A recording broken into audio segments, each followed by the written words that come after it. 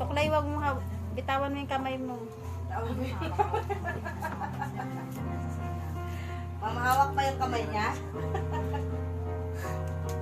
Makatingin din.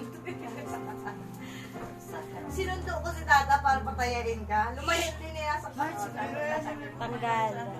Alam ni ate. O, harap ka dito, tas dalawahan, sabay tanggal. Bilisan mo kaya. Madali mo.